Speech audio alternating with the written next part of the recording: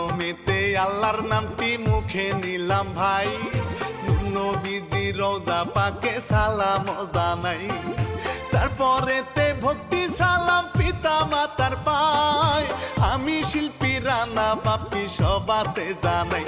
চলেন মূল ঘটনায় চলে যায়, শাকিব খানের পুরুষ সঙ্গ তার কাছে আর নাই। 2024 সালে 9 জুলাই স্বামী স্ত্রী রাত্রিকালে বিদেশি মদ খায়, চক্রান্ত করিয়া বয়ে ওই মদের সাথে ঘুমের ট্যাবলেট মিশাইয়া দেয়, স্বামী না জানে। স্বামী গভীর ঘুমে এসে যায়, শাকিব খানের পুরুষ সঙ্গ বউয়ে কেটে দেয়।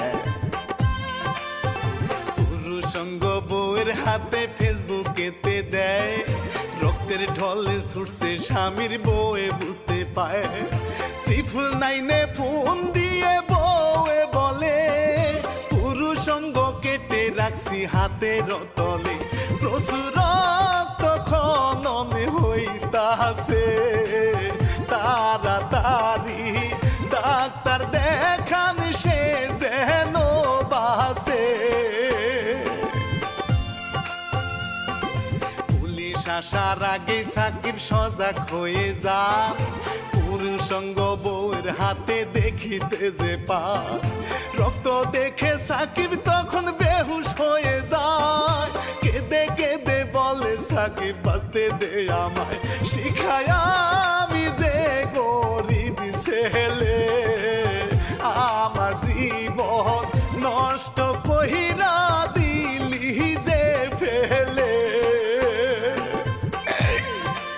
পাশে ছিল পুলিশ ফাঁড়ি, সাকিব চলে গেল, পুলিশকে সব কথা খুলিয়া বলিল, প্রশাসনে তাড়াতাড়ি সাকিবকে নিয়ে চিকিৎসা দেয় তারে ডাক্তার দিয়ে, তখন বউকে পুলিশ গ্রেপ্তার করে, পুরুষ সঙ্গ বউয়ের হাতে দেখিতে পারে।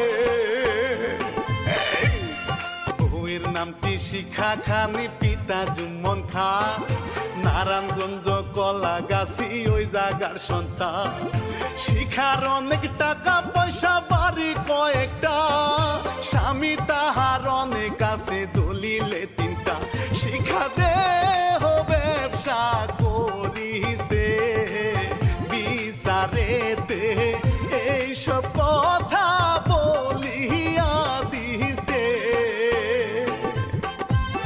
সাকিব খানের আসল নামে শাকিল ব্যাপারী, মাদারীগঞ্জ তাহার জেলা বাজিতপুর বাড়ি, তাহার বাবা দিন মজুরি কাজ করিয়া খায়, ছেলে তাহার টিকটক করে ভাইরাল হইয়া যায়, ভাইরাল হওয়ার পরে শিকা খান সাকিব খানকে বিয়ার ফাঁদে জোর করে ফেলা। বিয়ার পরে 2 জনে অনেক টিকটক করে, বিয়ার পরে সাকিব খানের সুখী নাই গো ঘরে, লোকের মুখে শুনছি 2 জন নেশা করিত, 2 জনে মারামারি প্রায় করিত, সাকিব শিখাকে সারার